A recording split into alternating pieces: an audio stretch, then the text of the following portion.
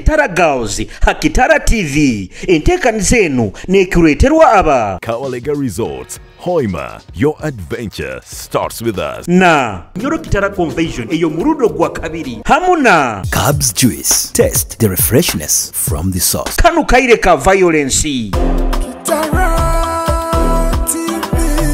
omusajja tasakuyamba nayo kyaleero nyenkya mwezi gumu 2-3 aba atakwenda ka keeping exactly omusajja mu meeting emurundi gwo kubanza tojja kutandika kumugamba wewe nkwata hano nkwata ombika nkwata nka of course fiyegie bamu halo omusajja okusaa kumwolekya obukodyo nagali nuli malayi omusajja n'omwechwera n'atekereza mu halo kuwanjuruka omuntu but we say those crazy things to sakuzihayo for the first time I bet to bonza omusajja tosakumanya switch ya Catherine ka Kitara TV kwegesa kumanyisa batangira abarozi ba Kitara TV of course kyaleka sabit saa 11 Kitara Girls mwabale kutugonza mwabale kuturora mwabale kutufollowing mwabale kusubscribing of course nkabulikira amabara CEO of Vivis Collection and the Style Hub nabankora nabo Alain mabara gange nkabulikiro mwebale kutugonza mwebale kusubscribinga mwebale kulikinga kusharinga comments ezo muzikipinga ni zidropinga in mwebale kutugonza muno nkabulikiro bamwine Catherine CEO Cathy's Hair Lux omwananyi wa Masindi mwebale kutugonza abantu ba Masindi abakunsindikiraga message abakutimanyire boja abantu ba Masindi mu nyendeze mwebale kungonza muno nkabulikiro mugende musubscribing ha YouTube yaitu then follow us on all our social media platforms TikTok, Facebook buli hamu hona iwe hokura Kitara TV TikTok hokura Omuhendo Julius tap the follow plus.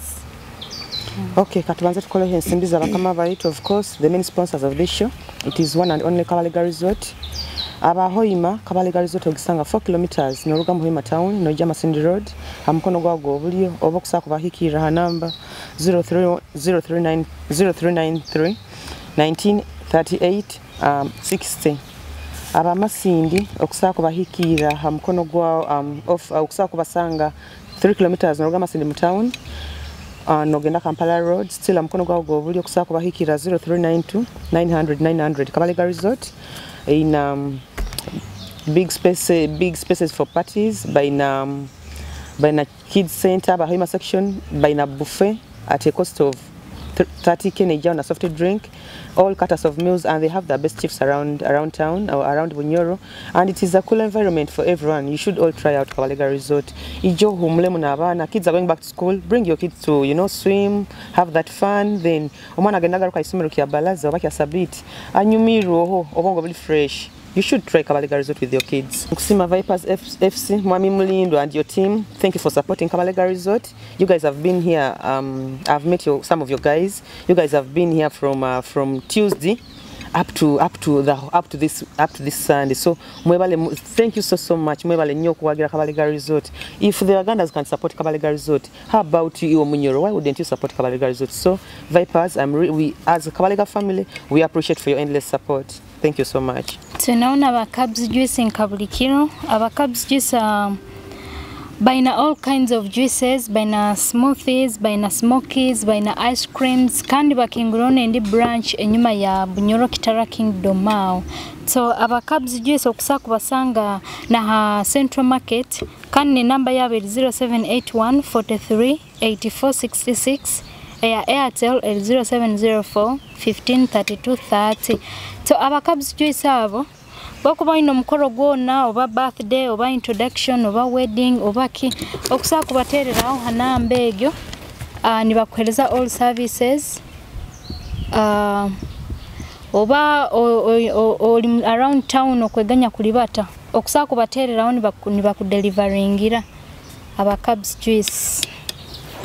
Kabulikiro ngenda kubaijukiraho the Bunyoro UK International ebaletere Bunyoro UK International Convention omwaka guno akomukaga 2027 mpaka 2029 haliyo kunyumirwa boje kintu bakiranga kiri buli hamu nabweke abanyoro lero tuteswaza tuteharana tutakora mugende tusupportinge Bunyoro tuimuke Bunyoro tugiteke ha map nkubagamba nkabulikiro nkabagamba theme yabo eri sharing our history, heritage, culture and exploring investment opportunities in Bunyoro Kitara.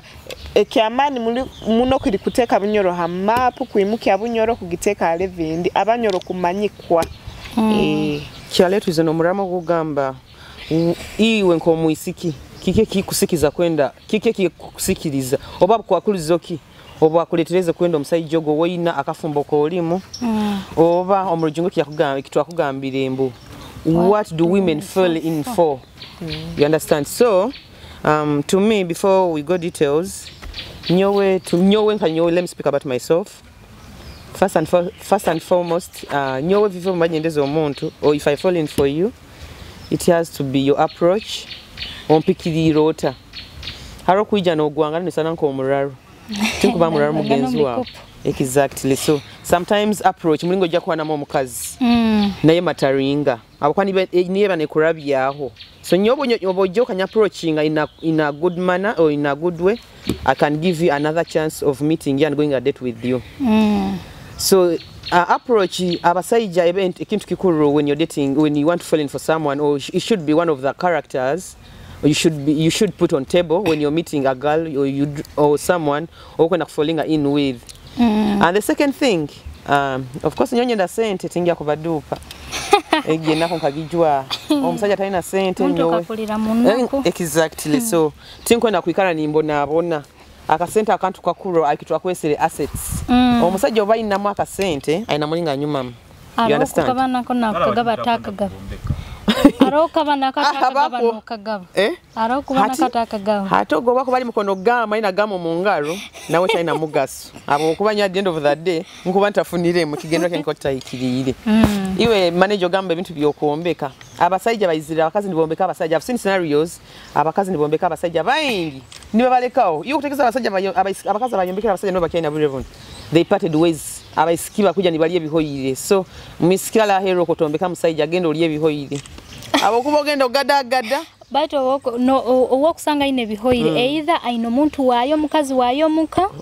togena kusanga omusajja ine bintu bihoyire ali single impossible unless when that man has a problem kwa hata but of course they are not there but at some point Allen we've seen scenarios oba tuna basajja batubali nabo ntubombeka oba tuna kitonge mbomezi bwabo and this guys come out and leave us you know oba kwabo inahindukira funira kasente na rota kyali class ye nikiyokura most cases abasajja bakusinga oba funa omukazi akarora akaikuire niwo wamuzaire mu ijozinka nindora ka trend nikagenda viral omuskimbale bakawukana na ibana gamba bakukane divorce mu court omusikama akamugamba bring back my virginity and bring back my standing breast omusajja akusangire oina etutu akusangire hanso yevombire hati yakugazia yetutu yali hawe na wafokota ina shape at the end of the day gamba your divorce so musikia kagamba bring back my virginity and bring back my tutu so hati nyowe enkole yokomeka abasajja egeto akamugamba bigarule if not they were divorcing they were officially married and omukazi yatekaho so this thing has been going viral nyagamba you can see omukazi maze kumuzara mabano mukayikuize now you're coming out kumuleka kwenda kufuna ondi but kandi okurwa Vivian abakazi obwabaho ya data kombekero but of course standing ile naiwe abokuwa abasajja bakira yes fine agamba omukazi stand with me but don't give me any of your penny rather no sango omukazi taina nakikumeki yateire hanju taina neki yakozere kionkuga emyaka ya mazire na iwe emyaka mazana kuchumba tagano ramunje kutakulia atagana achumba na you know na yogya na kurolera na kuyonja so there are things you need to value no gamba regardless simbu tatewa ni 10 but she has been a household anta abasajja nawo ba complaining ntinga abakazi omukazi akulemesa na kuna kunigaha kisika na kuteka mwegembera yokufuna yondo omuntu ondi acho mutu ali mu kintu tukakora hambu tukakora hambu mba atakugura akatako inakateko mabara buli kimukiona bana buli kimukiona no msajja no mpushinga na malira na gamba ati kamfune yakakaza akandi kakeka ati no garuka no gena kuchura ntinga abakaza abasajja bobombeka bakulekaho sometimes kize buki abakazi inywe okyetegere abakazi tuine embera so back to the point nyomba ingamba kasente kandi kamengo kayamba mu relationship oba engonzi for example muri hamwe no musajja kyaletingira ku cyumba bati akasente bukakuba karo okutumisa mbemere kuruga kabaliga resort niba badde delivery ni mulya bali kasente kataro okuyikala kuyina mu mugongo guno okusindikiya enkuti zikuwa mu ngalo tokuhuwa omuyika mu mutwe you understand omuyika tugukuwa kununka heavy soke byona bikununka omuyika so nyo advise people if you don't have money stop dating people's daughters. Baitu nyonku gamba kasenta ako tukakora bukora. Nyongamba. Kasenta ako tukakora bukora. Noboka kora gia kuleko masile katu. But who will marry our brothers really?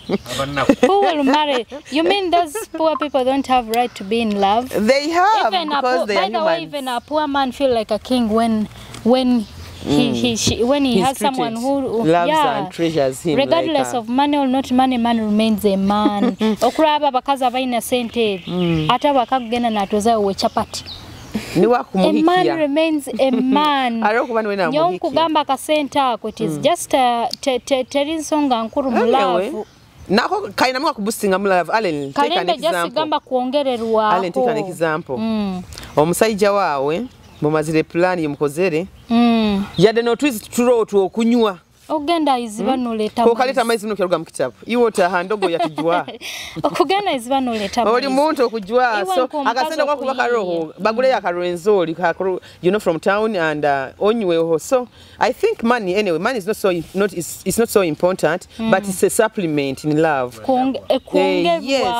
kuongerwaho obanaye ko tags at some point boje bantu leke kudupa we are pretending omusajja ataina sente seven akagamba Janet takahimbaga wadde nenkukuleta nogonza amaizi sente zikora bintu ebyo sono rango mwana akabara impike these days is lane strategy everyone is Museveni and not everyone is Janet. I know so we are talking to someone ali ground on ataina kiaina so but nyowe mane just simbe ka add up ngobo kugamba ka supplement additional ka dessert okay but terinsonga nkule kusa kunobeso omuntu nga kasente really bantu nye tukora sente tukuzikora right ataba banyine nkuru baitwa bayise baitu they have had successful marriages ngano sanga takasambagana mu town ni enyama bagirya Christmas honka oiro generation yaitu ya Brovino tusisikaire these days ebintu bikahinduka economy kutuvuga saketi anti nikyo kula tukudiva internet nikyo tudibire space and you know bantu nye tudibire tujja kudiva turanitwa bantu kudiva okudiva ondi na ija na abayo na jana kukuana so I think that was my point I don't know Allen what is it about that I don't think a man will respect you that much when he knows that the only thing you're with him is because of his money and are you going to show him that you really want the money you need to be a smart girl You need to be a smart girl, but money has to be there on table. Enyo abaisikimu okuhuliraga these days. Nyora otampere mtwara tanu nyotu kwa hukana. Bora botangulire lunch kyaletu kwa hukana nikyo kula tudibira. But nyonka nyowe. First things I would fall for a man is emotional support. Okay. Yeah. Njuka bintu bintu kabibaza he nyuma aho.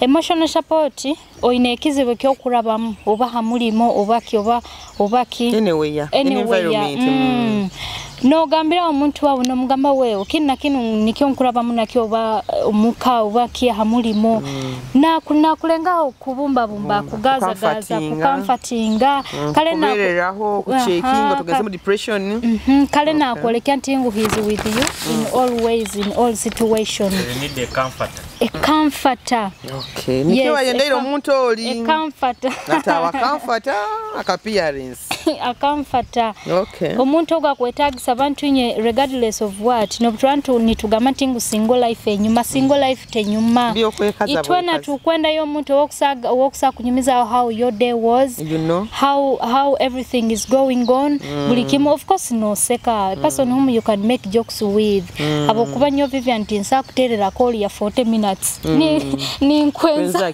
oli msajja kwenda kunkwana baitoli tukubaza 2 hours 3 hours and I feel like I don't get tired and you don't even feel like you are ashamed of telling him what you're going through you understand exactly so ogo muntu of course when he's there for me emotionally and of course why wouldn't I fall for him I know yeah and of course kindness bantu a partner who is kind is very important in life batu babaliya bakali kind baliyo men good men are there good men are there. It's just you people, you are after money. There are damages. That Kind is- men are no longer there. No, kind men are there. Let me tell you this. Kind men are there. And lovable men are there. Lavables are there, but the kind ones.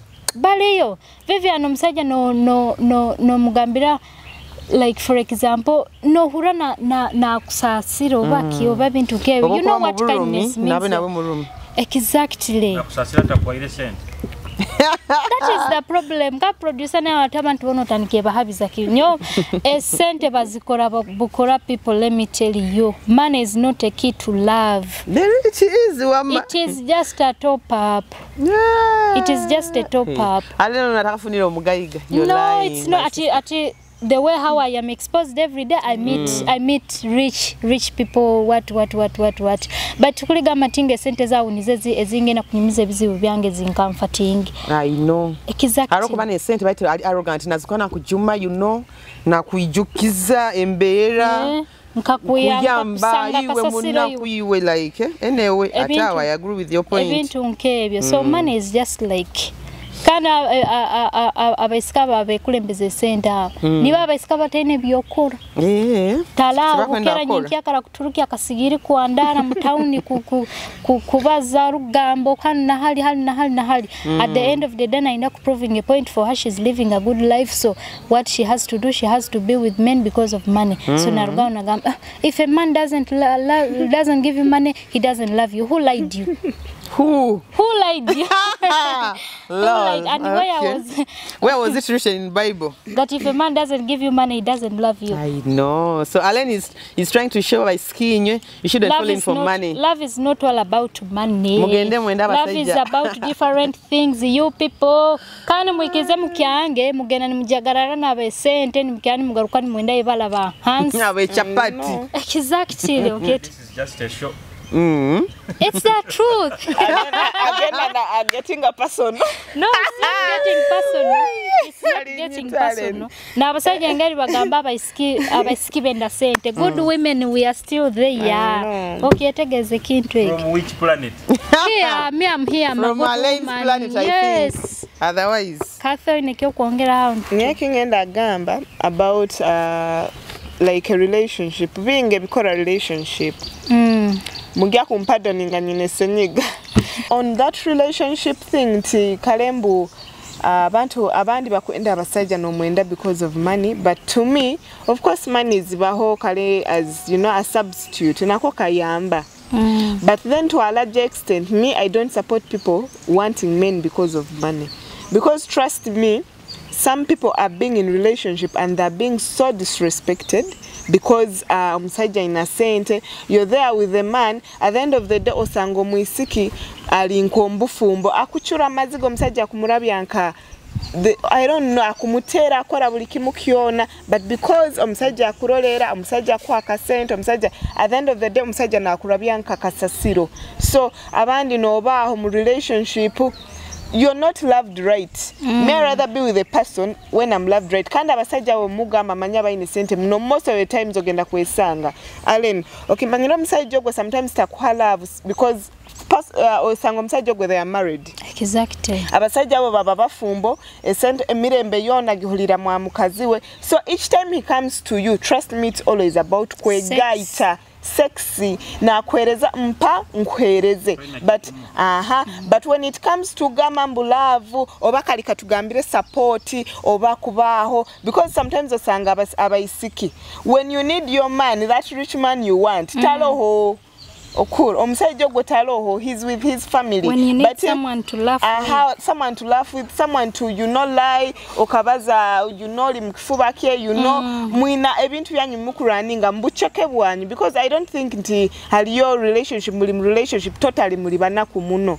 Of course personally to abakazi tukore sente zaitu, so nomusajja nawe kyakuleta nikekyo na nyeki nkuleta nikekyo, but ogenda kusanga omwisiki ali mu relationship oina kakasambu yo fine bakwereze sente kumbo kurara no chura. Yes, mukurara no muchura, mukurara like you're there, busa musajja genda gamba mbola Allen have ever reached that point oinakuba omusajja wawe oinakuba like you know there's when omusajja wawe asigara ali wawe. So genda kwenda omusajja he's married, iwo kamwenda ho sente, era ogenda there is nothing you're going to offer. Apart from sex. Ogenda kutandika kusika omugu wano mukazi. Ogenda kwesanga omukazi omurogere owomuka. Like you need that attention from that man, and the only way, trust me, all omukazi womuka omusajja ogenda kumuswera akamwenda hoki love. Exactly. Yaika ya muswera mukoraki ya muihama abana yakoraki, it was love.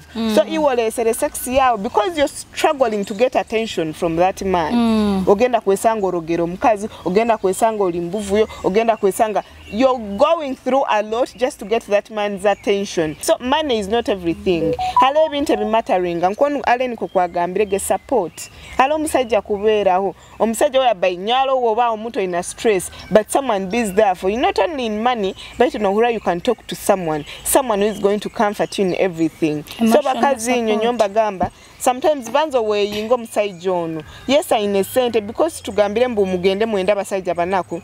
But banzo weyinge omusajja ono, yes he has money, but character wise is he fine? Exactly. Is he fine? Mugenda kugurukira abasajja bokubaina esente batanike kubarabya nkaki. At the end of the day you're there in your tears. Mubanu muchura kwa musonda kununu mwesekesa, but you're going through a lot. Soft girl so yes, muli mu soft girl era, ndi mu soft girl era, but you're in tears, sweetheart. So bantu your money is not everything. Maybe indi ala abasajja bamanyire different things, ala abasajja bamanyire nko bakwato mukazi. Ala omuntu woba obihiro omusajja wawe wenyini amanya how to handle you. How to say sorry. Yakuba amanyiro webale muno, amanyiro obuswitch obukugarura munomo. Chonko omusajja ine sente tinga, yes there are some men abaine sente chonka na amanya kwataki omukazi. But those men who have a lot of money, most of them are married. Bakazi nyo it's never love that omusajja okumwenda ho sente chonkoli mupeni ya money, the man doesn't show you any love, any affection. Erero omusajja ogwo obwoma iwa wenyi for atine kangambire Allen, you have your man, your own man. Every time you sleep with them, do they give you money? No. But omusajja ogwo wokwenda he sente gonze oforo kumwenda muno every time obogena murora nikyo sanga mpaka no mugamba nkwende za transport because omanyire toli wenyini mukazi womuka oba you're not his true love. So bantu nyambagamba money doesn't matter. Nekinda abasajja alo omusajja wosanga omusajja ogwo wena mchafu wena tamanyire kwerolera wena mbuwa ine sente. So bintu bingi ebisikiriza abakazi nosanga omusajja baje kandeke kintu nyoyinkara ninkibaza ekintu kyenkuwawa kagenda hara nosanga omusajja akweno mube mu kifuba kiwena enkuwawa zijunzire wena kununka kubi wena kununka ebintuntu kuruga munkuwawa kandi bendake enkuwawo mu byame mu kifuba bojo basajja ine. So nawe sanga bamboli taina kasente kurungi, but he's very neat in that ogenda kubyama munkuwawa ze ohumulo turo chonke kitali abasajja bandi. So bintu binge bikusikiriza abakazi kwenda abasajja iwe muiskiwe oba mukazi we niwo manyira bako kwenda omusajja wawe. So for me when it comes to money issues ntaina mirembe when I'm so disrespected omusajja alehenkayana no sango omusajja ina henka mukweroga okweno nafe okweno nakoleki kwegamba ebi toina mirembe abakinte no musajja wange owumanyira musajja wange yeso musajja tabawo omubaito owumanyire mbuyenze iwe bagya kusereka bole kyenyowe his mine nabakwara abana abali agya kubalya munkukutu. So bakazi nyeke tumukirora mwenda munesente chongano sanga toina mirembe ogezere mbafu mubota akugenzeremu abo kuba you're trying to buy obuganzi hamusajja gamba kugamba oterene ngombe pepe garukamu gamba no tandika kuhije simuye nikwa mukazi wowe muka amanyo musajja ali umuhanda kuvuga nawe ke bantinywe money is not everything. Bantinywa bakazi bakwekora ebintu because of money. Bantinywa omusajja nkibaza muno omusajja ataleho nkaya nanyuma abo kwa yes baba habasa abakazi bakwenda chonko mukazi tasakuja kakwatakinga oba kakoraki because omusajja wawe aboleka you're the wife okura. So habo kuba iwe oyenda muno sente oli munkayana mukurogangana mukoraki mukobara kumwendeza ntana because of what? Attention. Abo kuba baba nibendaki attention abo kuba omusajja kimanyire tabaho omusajja wakuba woli no zimba no enda kuulika. So you people yendo kasajja kawe mu capacity yako baito ine mirembe yawe nyonga amba abantu nyo my peace matters kandi obekinte kinda abasajja bannye baboino they are ajana kwena because of your appearance maybe. I know by the way gezozale kandi abaisikaba mbaino muze because he has money hatina agenda na mutega kakodo na twekenda musajja naga kyafoka muno basingo mothers bakazinywa bwebintu omusajja olimo kumukaka hatijorola abazaire bange omusajja takwenda omusajja ina abazaire omukazi n'abaana nabeke nyoba musajja mukoto gamba nyowende musajja mukoto abantu barampura gamba nyowende omukanisa ninyo akulembera bidini barampura batazi chonko byabaira kuloho tiyabijukaga okuru chonko bwa orukazi rubanenda obo mukazi womuka naga omukazi tuku expectinga abe chachi bona bagambire iwe twarenda baira bagonzo musabire million 3 kuihamenda razikuha.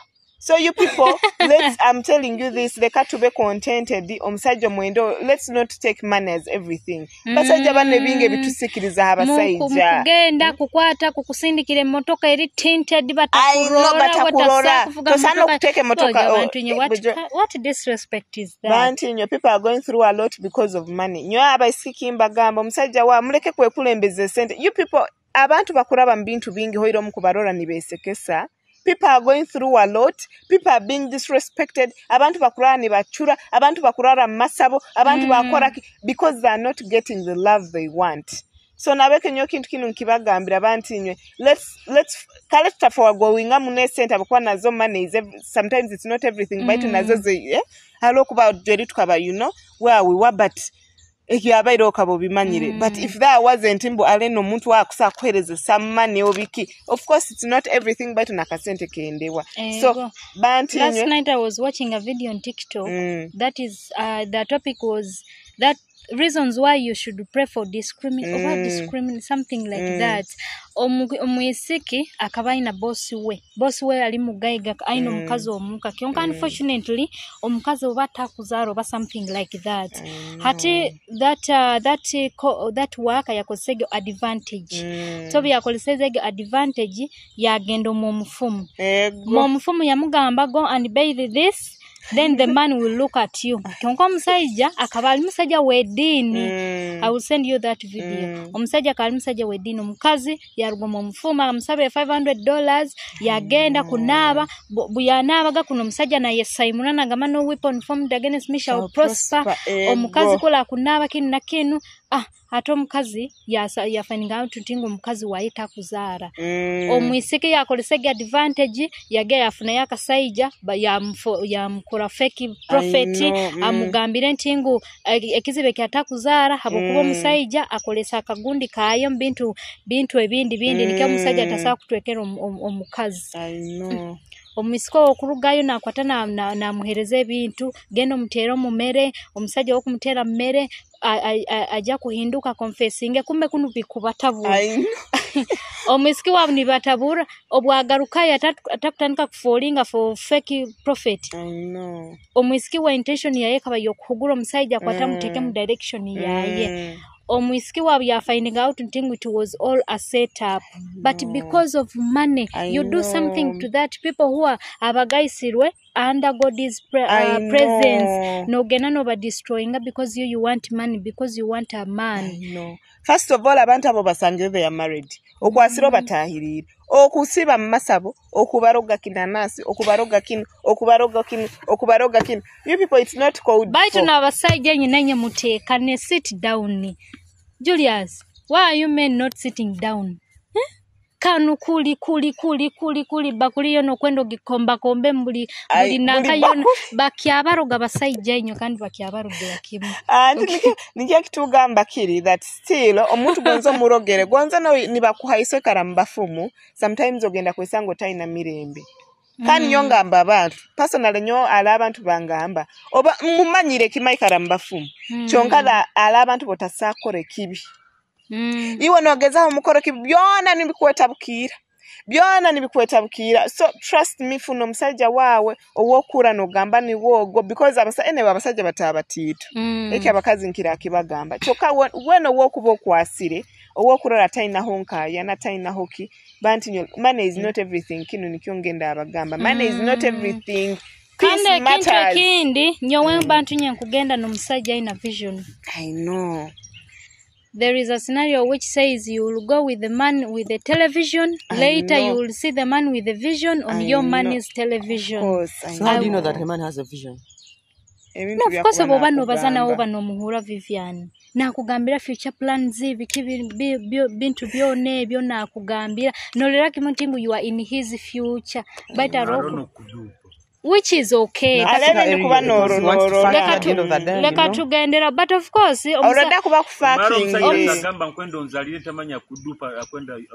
but in 6 months time you can find out. Finding out later. Alomusajja kubana kugamba ebintu ebyo baito akulya obulya omanyire ebintu ebyo musajja takakubyamire na kugamba ebintu ebyo. Baito still omusajja miezi mukago of course okuba no manya thing this one was lying me and this one was telling me the truth. Kane kinte kindi omusajja tasakubyaamaho like 3 times or 4 times atakukwenda Vivian akakugarukira.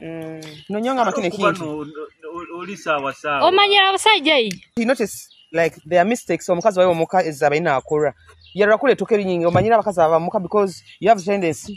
We made vows in the presence of God. But you're yapping okutoka oli muchafu self care kakulema nkaiwe. Okwikala nonunka bununka, you're not even taking care of yourself. Or you have that mentality. I am officially married. So this guy comes across yes. Tukamaking ebirayiro maiso ga ruhanga. So this guy abula kujamoka oli muchafu. Abana enkati zikuwa mu ntebe like visitors are coming to visit you. Ebikopo biri sitting room entebe zikununka enkali. Ebi eribuli everywhere you understand. So literally even ka omuntu omukazi omufumbo you don't have self care. Okulemesa omukazi omudwaisizo makagawe. You understand? So this guy is forced to go in and get another woman. Already however much you guys might have made vows, you guys are married. Nafuna omusiki waye wakabiri. Omusiki is very neat, she's very legit, and very smart. She knows what to do and this guy is harubaju by laying strategies. Namanya because you know men talk when you're sitting with a man. She knows what to do. The side chick knows what to do. Omukazi wange omanyiri. Omukazi yantama kino ne kino. So badupa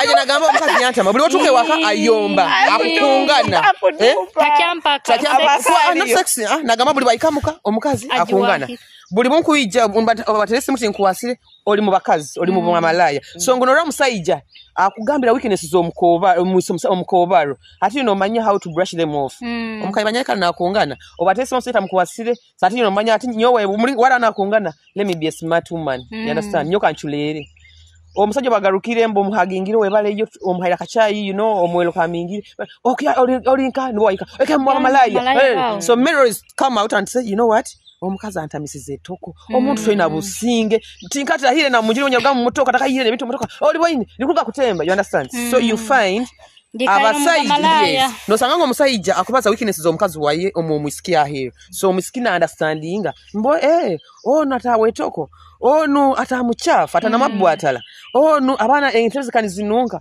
onu tayenda abaramu katiba tayenda abaramu kati but omusajja why would you expose the woman n'abasajja bazibu ale na 20 relationship a man exposing his woman about bagaruka naye wanyinini baku exposing a man you people abasajja whatever it is discussing omundi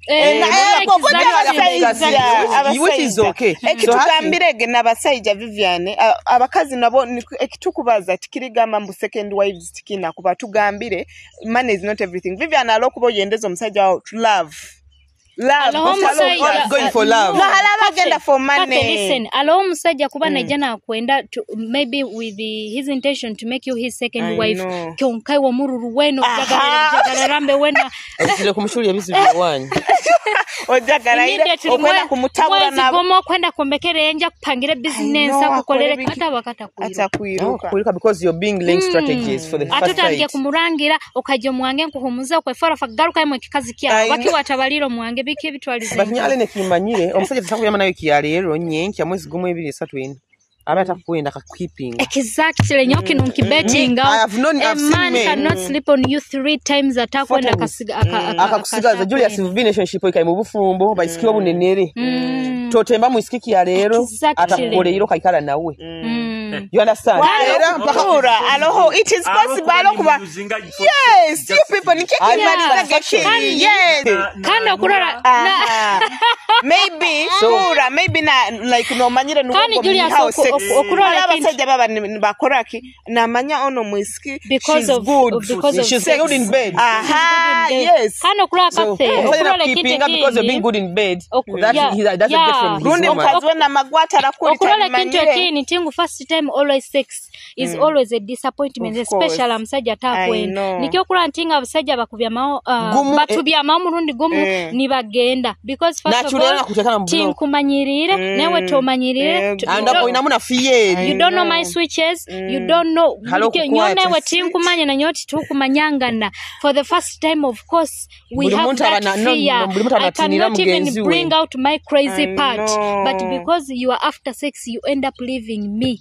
Okay, tegereza nikyokula abasajja rugalo nagamati mukarolerawo kunyirira kwa haiguru busaho yeti you are the problem. The first time is always leka ngambira halo omusajja okusa kumwolekya obukodyo na gali nuli malaya omusajja no mwechwera na first time haroko takanju kuwanjuruka mu muntu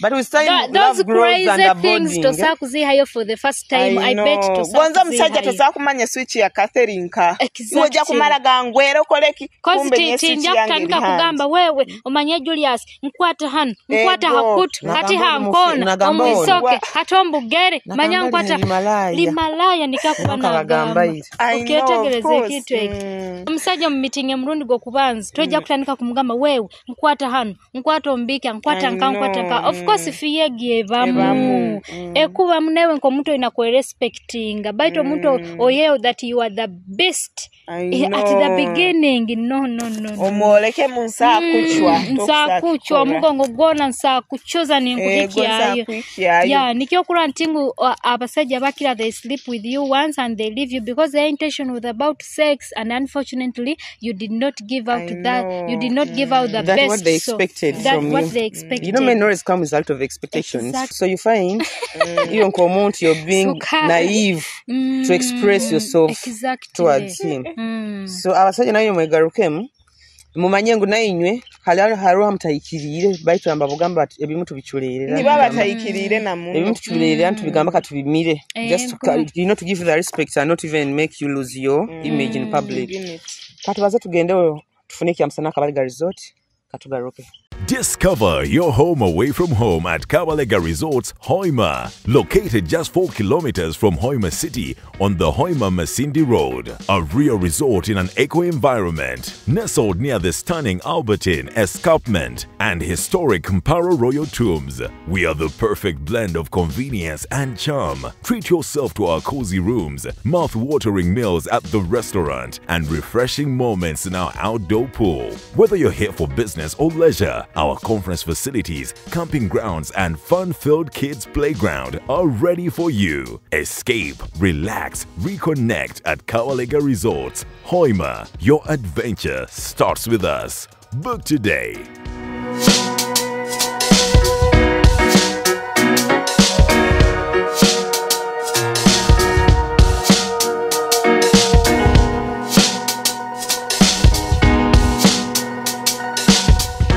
Kiamsana, of course, one and only Kabalega Resort. It had a nice buffet with the best fruits. Hamtwari Esatu, you can have the best buffet around Bunyoro, Masindi, or Hoima, wherever you are. So you should try out Kabalega Resort buffet. It has been so nice, and the chefs have been so good. Can't even abantu bachumba something which is boil. Abamanyira abantu bakajua kurwara, abantu bana pressure, abantu bana sukari. So these days, abantu mwitaniye mu nebintu ebiri bya ebitayina ebitasike bitana simisimi niko bomezi bukoleki burayiho obo butalike kuba bugufu. So mwebale yake amusana kyaitwe ekyo it has been Kabalega Resort and we always grateful. Thank you so much Mr. MD, grateful, and we cannot take this for granted. How of course Kabalega hakiamusana tunyerera ka juice from Cubs juice. Cubs, thank you so much for always being one of the sponsors on Kitara TV. of course, on the show of Kitara Girls, and tukubajukiza abantu bona balaheru about the Bunyoro Kitara Convention. Mnywe na balaheru, try it out, give it time. You should try it out. Mumanyanga no manyaba muli Canada, abamuli USA, abamuli UK timwe manyire indi ono Munyoro wa Bulisa, ono Mugongo wa Bulisa, ono Munyoro wa Kagadi. So you should give it a trial at Bunyoro Kitara Convention. Okay. Tubaini tugenda kuhumura kufunika msana ali no baino katupi ko baino tryinga ku winding up kakwata nibo lete topic kusemba nyowemba ininkyagama ntingu nyo. Of course, omusajja wa vision okuba n'omululu. Mu kudatinga myezi mukaga, you can already determine this person to spend with him or her the rest of my life, or we are just wasting each other's time. Okay. Yeah. Mukuba nimbaza mu conversation ezo. Ko tugamege ntingo inakufuna omuntu owokusa kubaza nawe ebigendererwa byawe nawe nakugambira byawe. Hatolo oli comfortable now. Owenkaya namurabaza sazinga. Tumwina bwire bwokubaza baito owawe mwino bwire bwokubaza 2 hours 3 hours, even if you are in long distance you can clearly see it in his words that Norolantingu omusajja ali so determined to improve his life, like he has a vision, he has a future. He's taking you from somewhere, for example, kusangire otaina mulimo yakuyamba yakoconnecting somewhere, you're now working, or yakuteraka business, you're selling something. So Norambu, there is how you has changed life, your life. Now when you know Kurantingu na improving na Kwalikantingu is not okay with this situation he is at the moment, but with the time, and he's so eager to improve his life. Okay. Yeah. So to winding up this show, nkona tuba discussing a topic yenu. Kiri kiragiro ngo buli muntu alina kuswerwa oba omuntu alina kwikara oli proud kiyombekeire. Is it a proud kiyombekeire? Oba is marriage a need or a necessity? So nyowe kikusigikira let me wait on both sides. Kikusigikira. Osakuba trying obufumbo. You got disappointed. Norora oyikaye mu bufumbo okuchura amaziga toina businge okuruga mukino oli mukiri. You understand? So no finding out no yimukano gamba, you know what, I've given marriage a trial and I feel think yasobora kwikara mu bufumbo kusigikira embeera zo bayino rabamu kusigikira ebikiye byokayino rabamu yenko omuntu. So no rambu oli ebibi byobufumbo nibye bingi no gamba ata obufumbo buno mulingo nyikaire ni nchura amaziga, mulingo nyikaire ni mbonabona, mulingo nyikaire musajja na ntera, mulingo nyikaire yo ni india amazina engaro. So nyonko omuntu obufumbo mbujuwahire kanfoke proud kinyombekeire. Then abagana mukira proud kinyombekeire ijuko bare mu bufumbo bills by nas catering for blikim expenditures by a little bit low, or however much you enkomuntu okora baito oina no manyambo amaizi bagasasura, TV bagasasura, omukozi bakomusasura, rent bagasasura in case okotaka ombekire. But hato bogaruka mu life mbu olikiyombekeire ebintu okay ogya kuba omanyire enkoko beba free range neribata yetayaya notaha noturuka abokwenda wenka baito okusanga mbu kutaho kuturuka okora buli kimu kiyona busa kubazaho baito ebizibu niyo bingi biti ekyo kubanza expenditures bahayiguru. Omusajja bayina kulolera takyakulolera, abena sasura rent takyagisasura, abana school fees abena zigaba takyazigaba, habo kuba oyolekeze mbu obufumbo bujuwahira amaziga gochuze ni gagayingi atoize kukuyiya nko mukazi kutoba kufocus single mother mbuko tandike we life yawe, take care of your kids and you raise them as a single mother. So no sanga mbo inakunyoza pini o inakuba very determined o inakuba very hard working woman or a hard working man because there are single fathers out there. No gamba come shine or rain lekande zingaba nabange ndi single father, lekande zingaba nabange ndi single mother. So no sanga inakunyweza pini muno habako ebijaga bigenda kujja bikutere left right and center. Bado nakusigara yemerere because abana bayina kusoma, rent nakusigara nesasurwa, bills nakusigara ziri covered. So no sanga kitabaire nikizoka munka omufumbo mbo bale mukafumba however much mbu obayina obonabona, but their bills omusajja zabena kuyamba expenditures. So nyo to me omuntu agende nambera kulira obusinge. If you feel like marriage ogitrying tuyakukolera rugayo foke proud tagira migisambu swezi. So tikiri chekango ina kwikala mukafumbo oli mukafumbo kuchura ngo proving a point oli mukafumbo. Come out orugeyo, pack your things and get out and live your life. You understand? Ruhanga ya kuhairo go musaija aja kuletero ndaja kuendera yo mu life yegi eri single. because you know we keep sometimes arobo bomo mukintu osibire emigisa yawe, you understand? No things are not moving. Oh yesibire kintu kikuletera ebizibu tibikuhwa kizibu kino tikikuhwa kino tikikuhwa, but when you wake up and you know like you know what, I am literally done with this, let me give myself time, let me rebuild myself like antandiko obwomezi obwange nyowenka kiyombe. No sangambo things are moving. I've seen successful women who are being single mothers and they're doing good and their kids are in a good schools and their bills are being, you know, covered. They are driving cars, they are successful in business, and you know, but some says abana by graduates, and you know, like literally life ne moving on well. So you know, sometimes no gamba rundi ruhanga akata kuhira omugisa mu bufumbo omanyi no bufumbo it's all about omugisa ruhanga karo bufumbo otabina mu omugisa yagamba hato ono mulinga atafune omugisa mu bufumbo leka muho omugisa. Yes, you understand. So I don't know what your views about that. Nyowenka nyowe regardless ntingu tinkasambaga mu bufumbo baitu nyowenka nyowenka alaini nyowenka nyoha bwangi. I would like to try marriage, not even try, can't think kugenda yonga matinga I'm going to try ogeze kuchumba ngenzere kuchumba, cause I really want that. First of all, me, I grew up in a broken family. I know how it feels. You don't have a love of a dad, you feel like no rora no isanga kinga maybe singa nakuzire na bazere bange bono bundi nyakusomere nkahingura hano obaki so no gamba that situation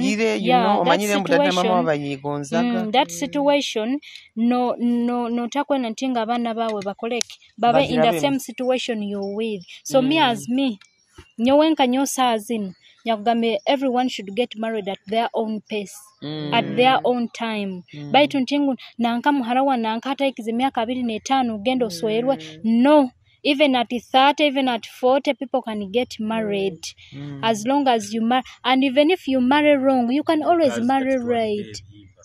Yeah? Turugazi gate wanikebi nyonku gamba buli muntu wena aswera obwire bwa yahikire nobo ko baire omukafumbo bulemere, you can always try again. Exactly, there are always second chances, even third, even fourth. Yeah, cause mimbo ina abantu nafuna mugisa hamusajja mzere mu mwana wakana gamba ro mukazi mutawu nawo yakasubirira bufumbe. I think mfumbo yokubanze yakabiri ijweze kabya yakasatu yakana, but now she's settled. Yes, na settling na rugandi bamutwera osakusanga I know mugisa bana inyo people have luck by the way kandi mukazi mukuru myaka nka 40 plus but now she has been married from 20. She tried it failed. Yazaireyo. She has kids already and some are already graduates. Yes. But now she's again married. I think she's enjoying marriage. Honestly, I want my kids to grow up in one family, one big family. I want my kids to witness love of both a mother, sides. Love of a father.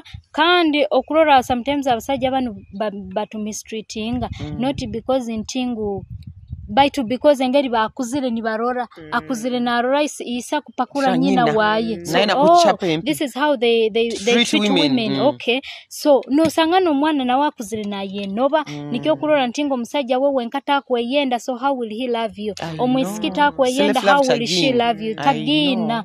Yes, so me as me, I would like to try marriage, and all my kids must grow up in one family in God's name. And they should at least be with the same dad. Yes, can they can take care of one family. You people imagine all the family having one surname. I know. That is my dream. My dream, I always tell this to my mom and I always pray to God to help me on that. So buloma swero akaire kaye. No boku bo swero taine sanyu rugayo genda handi no bubira kulema genda handi na handi genda handi. Give it a try. They should keep trying. But then ata proud ke yombekere mu bibaliza hano. Buli muntu we baba na basajja rubajo. Baba na proud ke yombekere. Maybe that.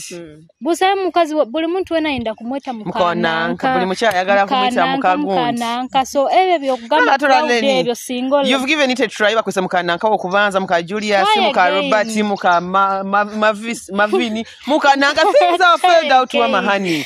You shouldn't stick yourself because you're not being called Mrs. Swiri. If the Mrs. The title has refused honey, you be a Miss. Anti okurola take care of yourself, look for money. Ekintu ekindi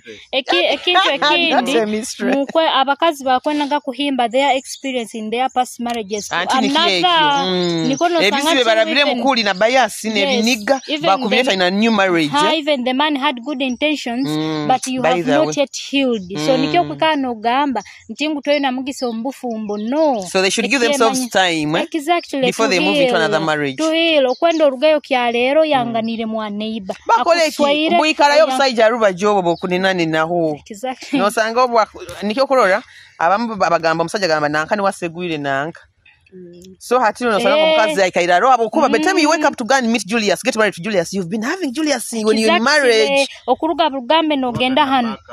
Backup kwetagisibwa yense no ebintu bibiri bya backup za nyoti nkisagika backup omanya wakinta akisagika habo okubota settling omutima gwawo, you will not concentrate on that person. Kugenda kumuleke you're in marriage, you're not going by the nyoki maze kurura. Why instead of getting backup just leave that person? Nkabanta abafumbo abakazi abafumbo n'abasajja nibo batafunge ko bumalaya mukulayukana ba driver banyu bakazi bafumbo bamalaya chu.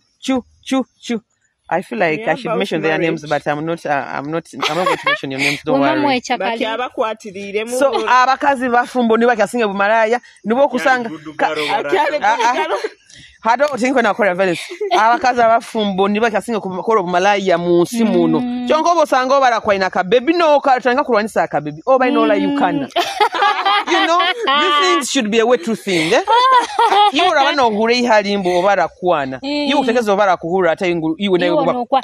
Kando musajja tayenda kumwenda as if you have killed his mother. I'm telling you oisana amutaire nyondo hakutuha nutului.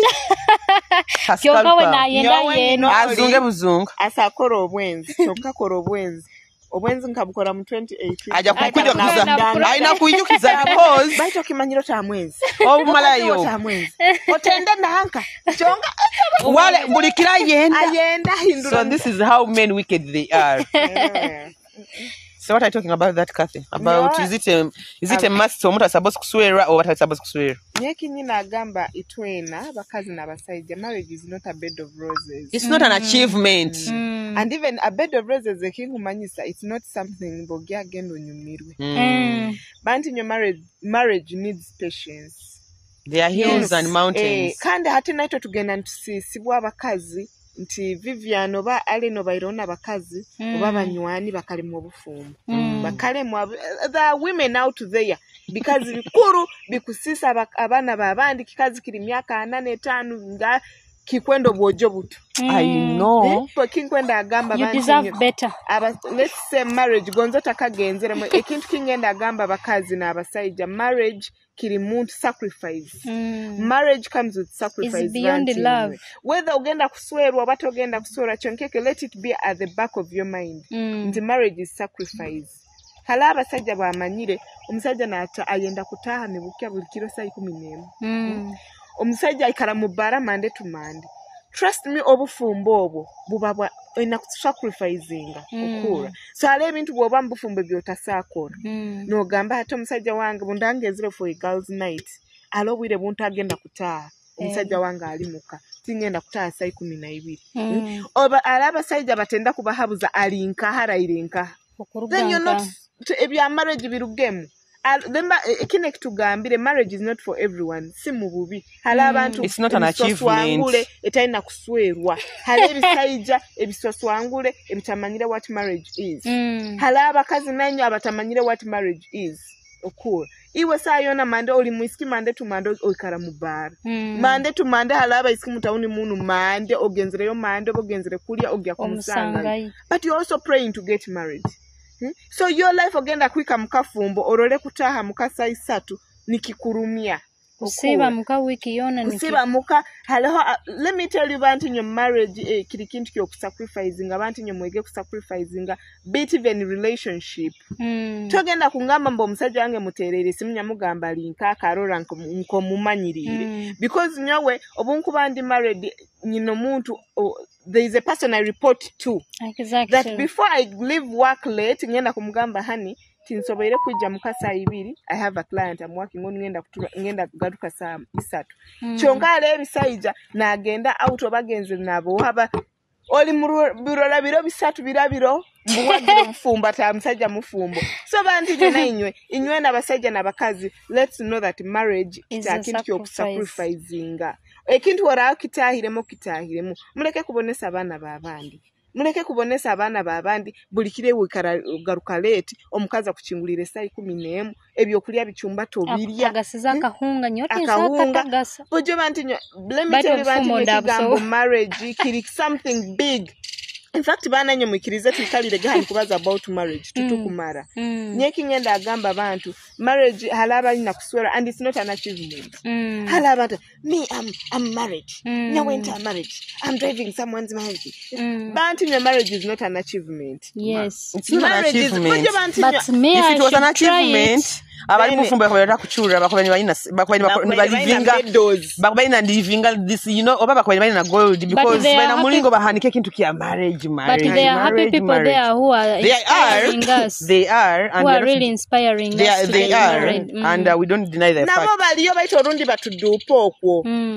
But abagenda beyond na bamuni badupa you know that they sugarcoat and that is why Kathy said it is beyond even love. They are. We are not denying that. They are. So, it's not an achievement. It's not an achievement. Nyongamba munaba. You rather be notawe nkano wekinguliro inobusinga. Oyakuba liri guru ngutulitahemu. Kiro soko try abamu mwainyo makwe malitahire either by to litalingu passport ekutwara mu igurumbu akamarriage ako. Nyowe nkugamba try marriage before you start hearing these people out. First try it bikuleme. No, for us we are not discouraging anyone. We are speaking of what people tell us bagende bamanyire. Yes. But muntu abakuba aliyo muntu omukafumbo aina fiyeki okuga mukafumbo because it's an achievement. Omukazi akuchura taina businge wena depressed wena kwikara hamigo mpiti zikumuhwaho bakumukatura she's being raped in marriage. Yes. Bona batemba tembera batwe. Yes. Abaina bana you know kuchoma na bakobaro munje muba maids. So you're like I'm naive. So I'm being nervous. Is like that. Nanti tukubaza don't know omuntu akuraba in this situation. So she has to see this video amanye the Kitara girls are encouraging me. You wake up and start your life, you know. This is not the end of the world like mbobufumbo bwangire. It's not the air you were breathing in guruhanga genda kuya home week apului ozime no kani nyoki na kingenda agamba women nabasajja let's learn to be patient in marriage njya kubano munywani ntekerezo wali kurunga embufumbo ndugeyo kumbe na wakubonabona abasajja nkugambye bakasomera mu class egg bakonka ibere limo obwataba mwenzi abano omunwa abamusuma abachafu buli kimu kyona kwegamba I don't know, aba so arrogant, aba so disrespectful. Ranganyire era kalyange lina musenyiga. Second king and agamba because let's learn to be patient. N'abasajja. Ojja mu akafe akuba kutere gempi. Osange mwa aleni norundi na kuniga. Nyeki nkwena nsembe na kino bakazi nnyo basajja nnyo marriage is not an achievement. Muleke kubamba fumbo ni babara byankaki obo musajja ni bakura byankaki. But then at the end of the day akafumbo kanyuma banti nnyo kuba otaino muntu akuhabuza aleni otahire oba aleno linka no ikaraho iwe nsi ya leta nakyo tikiri kirungi. So bokuba ino bufumbo bwawo learn to be patient. Then bokuba oliyo nobonabonerayo it's not an achievement. Okabo yokuba inayo abakwale kamba gambira omusajja tasakuba perfect nayo omukazi tasakuba perfect. They got to exercising patience in marriage and sacrifices. Sacrificing nyo mbayire example omusajja ono omukazi okwenda kutaasa 12. Werabye honko omusajja mufumbo obe different nti buli okaboli singo bwire buni you married. Tibigenda kuisana nti right now you're reporting to Kathy buli okabota ku reporting at Hamuntu wena. Yeah. Okay. And tukusima bona bakendi bakiaturora into winding up the show katukorera kasibika bakama baitu. Of course main sponsors on this show Kabale one and only Kabalega Resort. Kabalega Resort Hoima Ogisanga 4 kilometers from Hoima town off Masindi Road Nokiaruga Maranatha Primary School hamukono gwa gobuli okusa kubahikira 0393 1938 60. Then a branch yet ya kabiri Kabalega Resort Masindi. Kabalega Resort Masindi ogisanga 3 kilometers from Masindi town to off Kampala Road. Still hamkono gwa obuli okusa kubayikira 0392 900 baterere. You want a staycation? Do you need a booking? Okwenda delivery, they can make you can make an order. Sometimes kinyuma enjare kuruma before you reach the venue. Tell simu, I want something to eat.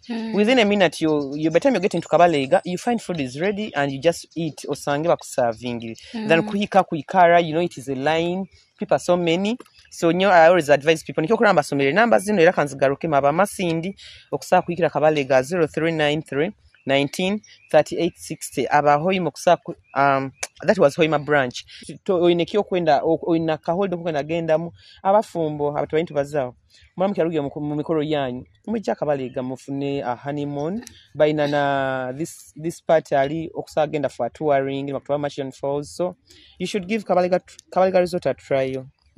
So Naba Cabs juice, the best in town.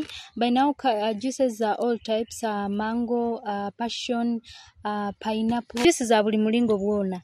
Aba Cabs juice bakora na hamukoro yona.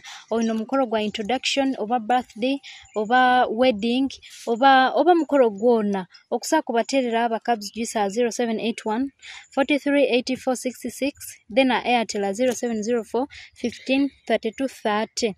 Aba Cabs juice opening in branch enyuma ya Bunyoro Kitara Kingdom omukubwa kya Stanbic Bank aho. So by now na ice cream, so you can call those numbers for better services, and of course nobody around town no yeganya kulibata oboji wahira niwo kumanya halo ikairege. So okay. Kwongera kubayijukiza Bunyoro UK International ebaleterera Bunyoro UK International Convention nkabulikiro nkubagambaga okwomukaga omwaka guno 2007 mpaka 2009. Haliyo kunyumirwa, haliyo ebintu bingi, haliyo okumanyanga naitwe nkabanyoro oli munyoro oli mukikwe gamba different iwe kasitaborano rugambo Bunyoro Kitara genda olaheru ngende mwegonze mgende munyumiro borabo ina makasente ka Uganda 10. Iwe mark the date birabi na msanju mpaka 2009. Theme yetu nkabulikiro nkubagambaga it is sharing our history, heritage, culture and exploring investment opportunities in Bunyoro Kitara. Like tuinakwimuka Bunyoro itwe nkabanyoro bayiraba muleke kusikangana mukika kuteka Bunyoro ha map. Njokura itwe ogenda kusanga abantu bandi musanga in different offices obabiki wabayo omunyankole osanga abanyankole bona bayijwire kyonka itwe abanyoro obwaba mu office ali munyoro alaleta bakigara aleta bakarale kugamba different people so twihemo mutima ogole katisagike Bunyoro tumike Bunyoro tugiteka map. Tukusima nywe na batandikege kutroga saha 11 mpaka ntumalira shenu mwebale muno kutrora mwebale muno kutugonza mwebale muno supporting the Kitara girls, of course, on Kitara TV. We are so grateful. See you next Sunday, same time, same station. Bye.